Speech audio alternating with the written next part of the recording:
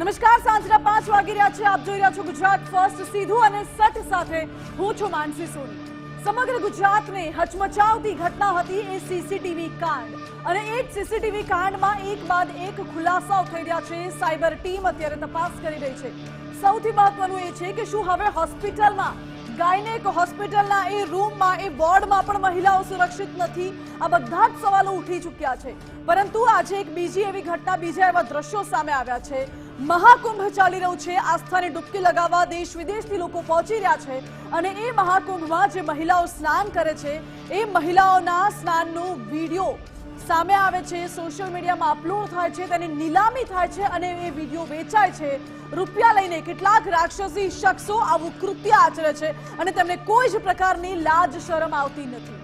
હોસ્પિટલનો એ રૂમ હોય, પ્રેગ્નન્ટ મહિલાની એ બધી તપાસ હોય, એ ચેકિંગ હોય, કાં તો પછી હોય એ મહાકુંભમાં સ્નાન. આ તમામ વિડીયોના સેગમેન્ટ પાડવામાં આવે છે. આ તમામ વિડીયો સોશિયલ મીડિયામાં અપલોડ કરવામાં આવે છે. લોકો પાસેથી સબસ્ક્રિપ્શનના નામે રૂપિયા પડાવવામાં આવે છે અને આ મહિલાઓની પ્રાઇવસીનો ભંગ થાય છે. સરેઆમ ગોપનીયતાનો ભંગ થઈ રહ્યો છે. કાર્યવાહી કરવામાં આવી રહી છે, પરંતુ આ શખ્સો કોણ છે, ક્યાંથી આવે છે, આવું કૃત્ય કેવી રીતે કરે છે, તે સૌથી મોટો સવાલ છે. મહિલાઓ જ્યારે પણ જ્યાં જાય છે તો સીસીટીવી ચેક કરવાનો હોય છે. મહિલાઓ માટે આ આંખ ઉઘાડનારો કિસ્સો છે. તમે કોઈ એવી જગ્યાએ જાઓ છો જ્યાં તમારે હોસ્પિટલ, આ ક્લિનિકમાં તમારે વસ્ત્રો ઉતારવા પડે ચેકિંગ માટે, કાં તો પછી તમે ચેન્જ રૂમમાં જાઓ છો, તમે શોપિંગ મોલમાં જાઓ છો, તમે વોશરૂમમાં જાઓ છો, તમે નહાવા જાઓ છો. તમારે ખાસ તો એ વાતનું ધ્યાન રાખવું જોઈએ કે કોઈ તમારો વિડીયો ક્યાંક રેકોર્ડ નથી કરી રહ્યું ને, કાં તો પછી આસપાસ કોઈ સીસીટીવી તો નથી ને, નહીં તો આવી જ રીતે નીલામ થશે તમારી પ્રાઇવસી. યત્ર નાર્યેસ્તુ પૂજયન્તે રમન્તે તત્ર દેવતા, અર્થાત જ્યાં મહિલાઓ અને દીકરીઓનું માન સન્માન જળવાય છે ત્યાં દેવતાઓનો વાસ રહેલો છે, એવું શાસ્ત્રો પણ કહે છે. પરંતુ ઘોર કળિયુગની આ કઠિનાઈ છે કે ધરતી પર દેવતાઓની ઉપમા જેમને આપવામાં આવી છે તેવા તબીબોના ઘરમાંથી જ, એટલે કે હોસ્પિટલોમાંથી સ્ત્રીના ચીરહરણ જેવા ઘાટ સર્જાઈ રહ્યા છે. આજ મુદ્દે વિસ્તારથી વાત કરવી છે. બીજો આજના દિવસનો મુદ્દો એ છે મહાકુંભ, જ્યાં લોકોની આસ્થા જોડાયેલી છે. એ જ મહાકુંભને લઈને પહેલા મમતા બેનર્જીએ વિવાદિત ટિપ્પણી કરી, મહાકુંભને મૃત્યુ કુંભ ગણાવ્યું અને હવે સુરતના ઉદ્યોગપતિ વસંત ગજેરાએ વિવાદાસ્પદ ટિપ્પણી કરી છે. વસંત ગજેરા, એક ઉદ્યોગપતિ જ્યારે આવી ટિપ્પણી કરે તો સમાજને સ્વાભાવિકપણે સમાજની લાગણી દુભાય, ગેરમાર્ગે દોરવાનો એક મેસેજ સમાજમાં પાસ થાય. આ મુદ્દે પણ વાત કરવી છે, સ્પષ્ટતા કરવી છે. આ બંને મુદ્દા પર વિસ્તારથી વાત કરવી છે. શરૂઆત કરવી છે આ સીસીટીવી કાંડથી. રાજકોટની પાયલ મેટર્નિટી હોસ્પિટલના આ સીસીટીવી હતા, તે સામે આવ્યા હતા અને તેમાં મોટો ખુલાસો થયો છે. અમદાવાદ અને રાજકોટ સાયબર ક્રાઇમની ટીમ તપાસમાં જોડાઈ ગઈ છે. સાયબર ક્રાઇમે ડીવીઆર તેમજ CCTV footage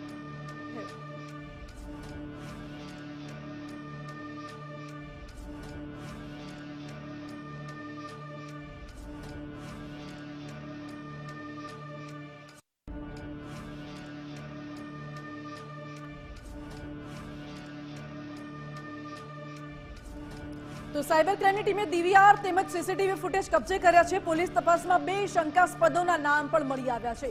Rajkot cyber ક્રાઇમે Ahmedabad ટીમને આ નામ સોંપ્યા છે. પોલીસે ડોક્ટર તેમજ હોસ્પિટલના સ્ટાફની પૂછપરછ પણ કરી. સાયબર ક્રાઇમે તબીબ અને સ્ટાફના નિવેદનો નોંધ્યા છે. સાયબર ક્રાઇમના એસીપી ડીએમ પટેલે મહત્વનું નિવેદન આપ્યું. કહ્યું કે કેડિલક સ્ટ્રક્ચર મુજબ સીસીટીવી રાખવામાં આવ્યા છે. અમદાવાદ સાયબર ક્રાઇમની ટીમ હાલ તો તપાસ કરી રહી છે અને કેમેરા હેક થયા છે કે અન્ય કોઈની સંડોવણી છે તે મુદ્દે અત્યારે તપાસ ચાલુ છે તેવું એસીપીનું કહેવું છે. ક્યાંય પણ હિડન કેમેરા લગાવેલા હોય તો પોલીસનો સંપર્ક કરવા માટે પણ લોકોને વિનંતી કરી. શું કહ્યું એસીપીએ એ સાંભળો.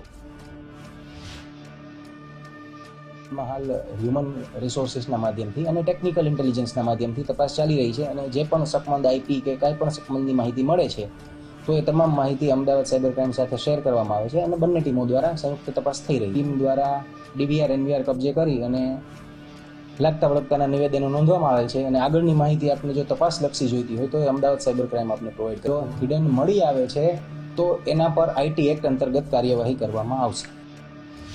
એટલે હાલ તો પોલીસ તપાસ કરી રહી છે, શંકાસ્પદોની પૂછપરછ કરી રહી છે. પરંતુ આ સીસીટીવી શું હેક થયા છે કે અન્ય કોઈ ટેકનિકલ કારણ છે કે કોઈની સંડોવણી, એ મુદ્દે પણ વાત કરવી છે.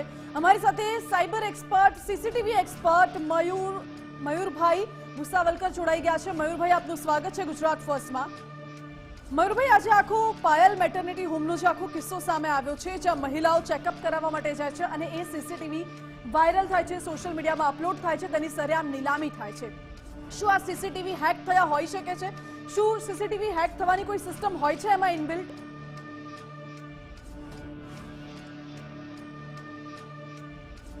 ભગિની અસ્તિ નારી અસ્ય સમાજસ્ય કુશલ વાસ્તુકારા અસ્તિ. અને આ જે ઘટના ઘટી છે તે નિંદનીય છે અને આને બહુ સખત શબ્દોમાં હું વખોડું છું. અને આવું ન થવું જોઈએ એ એક અગત્યનું છે. અને સૌથી પહેલો જે તમારો ક્વેશ્ચન છે કે આવું સીસીટીવી હેકેબલ છે. યસ, ઇન્ટરનેટ સાથે જોડાયેલી કોઈ પણ વસ્તુ બેન હેકેબલ છે, બરાબર. કેવી રીતે હેક થાય છે એ પણ હું તમને કહું તો જે સીસીટીવી હેક કરવા માટે એક સૌથી કોમન ગણાતો એટેક છે જે બ્રૂટ ફોર્સ એટેક છે, જેની મદદથી આ લોકો સીસીટીવી હેક કરતા હોય છે. આજકાલ જે સીસીટીવી છે તે આઈપી મોડ ઉપર ચાલતા હોય છે કે જેને ઇન્ટરનેટ સાથે જોડાયેલા હોય છે. ઇન્ટરનેટ સાથે જોડાતા હોવાથી જે વ્યક્તિ સીસીટીવી સેટ કરવા માટે આવે છે તે જ વ્યક્તિ પાસે મોટા ભાગે સીસીટીવીના કંટ્રોલ્સ હોય છે. જે યુઝર સીસીટીવી ઇન્સ્ટોલ કરાવે છે તે એટલી પણ તસદી નથી લેતો કે એ સીસીટીવીના યુઝર આઈડી અને પાસવર્ડ બદલી શકે.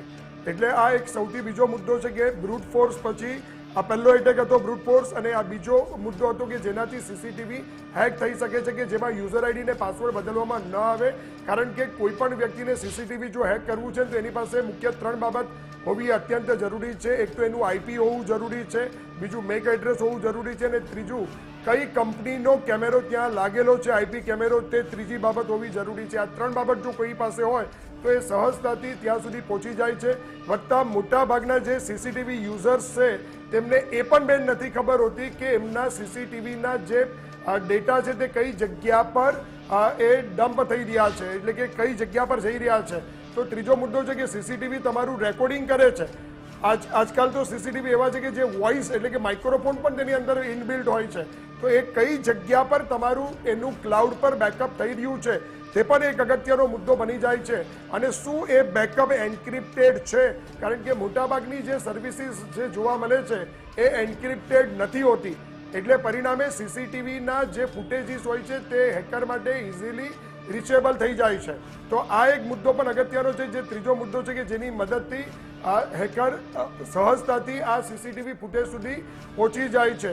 અને નંબર 4 કે કોઈ વ્યક્તિ જે જાનબેદુ હોય અંદર જ હોય કે જે આઈડી એની પાસે જ છે અને એ આઈડીથી અથવા ક્યુઆર કોડ એની પાસે છે અને ક્યુઆર કોડથી એ સ્કેન કરીને જ્યારે પોતે પોતાના યુઝર આઈડી પાસવર્ડ નાખીને જો એક્સેસ કરવાનો પ્રયત્ન કરે તો આ 4 બાબત છે કે જેનાથી આ સીસીટીવી જેવી બાબત આઈપી સીસીટીવી લાગેલા હોય તે હેકેબલ થઈ જાય છે.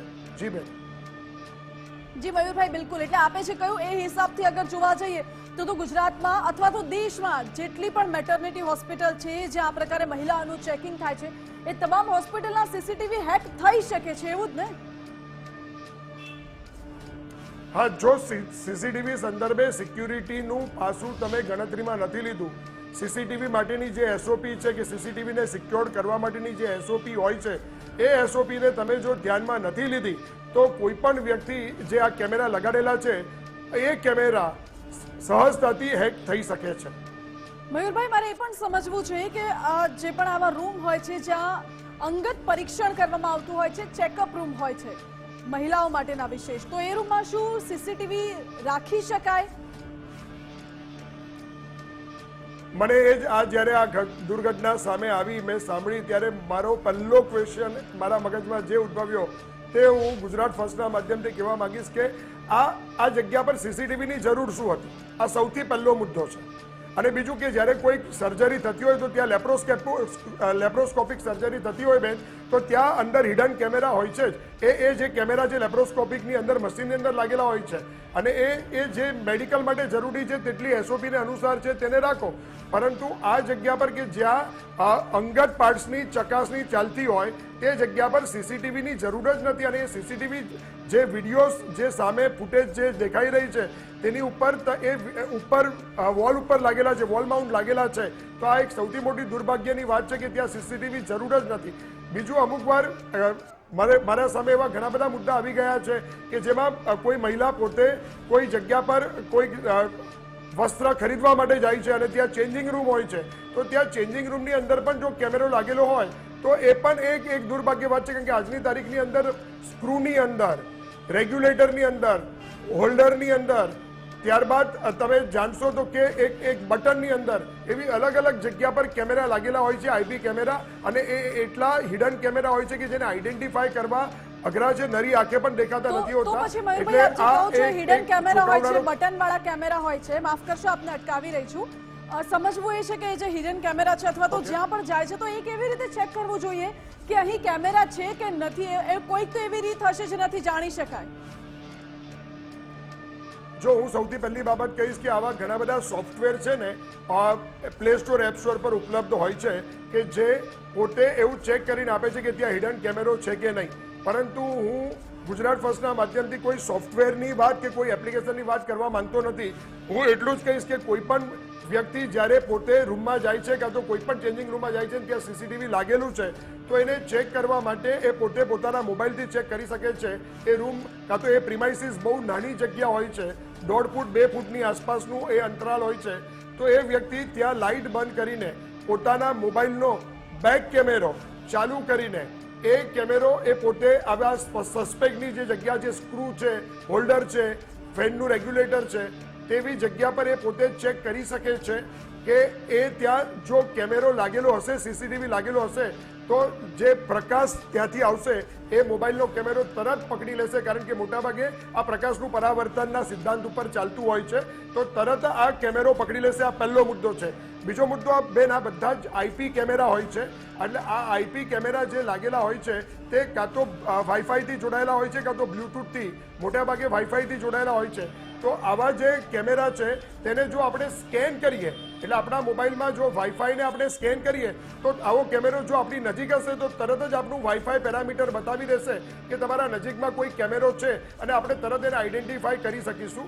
તો આ બે મુદ્દા એવા છે કે જેની મદદથી આપણે ત્વરિત જ આપણે આને પકડી શકીએ છીએ. અને ત્રીજો મુદ્દો, લાઇટ બંધ કર્યા પછી ફ્લેશ લાઇટ, આપણા મોબાઈલની ફ્લેશ લાઇટ હોય છે, ફ્લેશ લાઇટ ચાલુ કરીને પણ આપણે ચેક કરી શકીએ છીએ કે આવો કેમેરો ક્યાંક લાગેલો છે કે નહીં, કારણ કે આમાંથી જનરલી બ્લુ લાઇટ કાં તો રેડ લાઇટ બ્લિંક થતી હોય છે કે જે આપણી નરી આંખ નથી પકડી શકતી, પણ કેમેરાની ફ્લેશ લાઇટ એને ઝડપથી પકડી શકે છે. તો આ 3 મુદ્દે આપણે ચેક કરી શકીએ છીએ કે કેમેરો લાગેલો છે કે નહીં, હિડન કેમેરો, જે હું ગુજરાત ફર્સ્ટના માધ્યમથી તમામ ગુજરાતની અને દેશ ભગીનીઓને કહેવા માંગુ છું. જી મયુરભાઈ, બિલકુલ આ તો વાત થઈ કે મહિલાઓ કેવી રીતે ચેક કરી શકે છે, પરંતુ જે આ ઘટના સામે આવી છે પાયલ મેટર્નિટી હોમની, તેમાં તો હોસ્પિટલને પોતે જ ખબર નહોતી કે તેમના કેમેરા હેક થયેલા છે કે કેમ. જ્યારે સાયબર ક્રાઇમે તપાસ કરી ત્યારે મહારાષ્ટ્રના 2 શંકાસ્પદ વ્યક્તિના નામ ખુલ્યા છે. એ દિશામાં હજુ તપાસ ચાલી રહી છે. જો કે હોસ્પિટલ તરફથી એવું નિવેદન આપવામાં આવ્યું છે કે સીસીટીવી હેક થયા છે, અમારા કોઈ કર્મચારીએ સીસીટીવી બહાર વેચ્યા નથી. તો હોસ્પિટલોને કેવી રીતે ખબર પડે કે તેમના સીસીટીવી હેક થયા છે કે નથી થયા?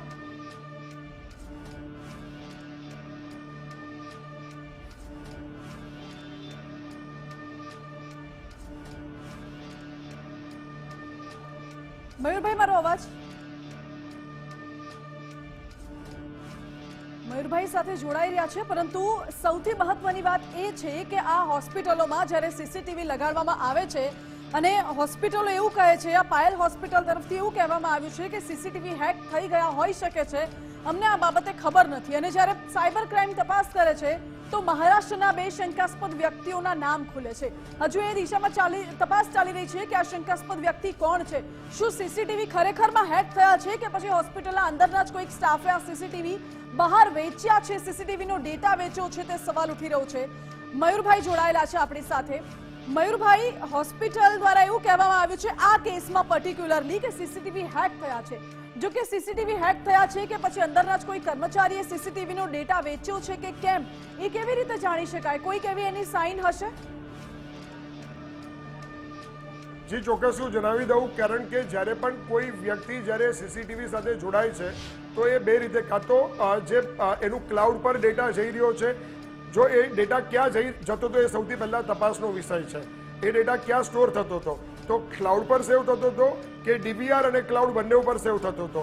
આ 2 મુદ્દા અગત્યના છે. જો ક્લાઉડ પર ડેટા સેવ થતો હતો તો કયા ક્લાઉડ પર સેવ થતો હતો, ત્યાંનો લોગ ડેટા મેળવવામાં આવે તો તરત ખબર પડી જશે કે તે સમયે આ કેમેરા સાથે કોણ જોડાયેલું હતું. કારણ કે જ્યારે આપણે આપણા ડિવાઇસને કેમેરા સાથે જોડીએ છીએ તો એક લોગ ક્રિએટ થાય છે, તો એ લોગથી અર્થાત આઈપીથી આપણને ખબર પડી જાય છે કે આ આઈપી કનેક્ટેડ ડિવાઇસ આ કેમેરા સાથે આ સમયે જોડાયેલું હતું. અને બીજો મુદ્દો હું જણાવી દઉં કે જે ડીવીઆર લાગેલું છે એ ડીવીઆરની અંદર લોક ક્રિએટ થયેલા હશે, જેનાથી ખબર પડશે કે ક્યાંથી આ કેમેરો એક્સેસ થયેલો અથવા તે સમયે કેટલી જગ્યા પરથી આ કેમેરાનો એક્સેસ મેળવવાનો પ્રયત્ન કરવામાં આવ્યો. તો જે લોક જે ક્રિએટ થયેલો છે તે અગત્યનો છે. અને નિશ્ચિતપણે જે આગળ તમે જે જણાવ્યું તે પ્રમાણે કે સાયબર ડિપાર્ટમેન્ટે ડીવીઆર કબજે કર્યું છે અને જ્યારે ડીવીઆરનું ફોરેન્સિક થશે તો એક્ઝેક્ટ સામે રિઝલ્ટ આવશે કે એ હેક થયેલું હતું કે નહોતું થયેલું કે કોની સંડોવણી હતી. જી મયુરભાઈ, બિલકુલ આભાર આપનો અમારી સાથે જોડાવા માટે, સમગ્ર જાણકારી આપવા માટે. સાયબર ક્રાઇમે હાલ તો આ સીસીટીવીનું જે ડીવીઆર છે તે ડીવીઆર કબજે લીધું છે અને તપાસ કરવામાં આવી રહી છે. હવે આ ડીવીઆરની તપાસ બાદ એ વસ્તુ સ્પષ્ટ થશે કે શું આ સીસીટીવી ખરેખરમાં એડ થયું હતું કે પછી હોસ્પિટલના કોઈ અન્ય કર્મચારીએ અંદરથી જ સીસીટીવીનો જે ડેટા છે તે ડેટા ચોરીને કોઈકને બહાર વહેંચ્યો હતો. એ દિશામાં તપાસ બાદ જ જાણકારી મળી શકશે.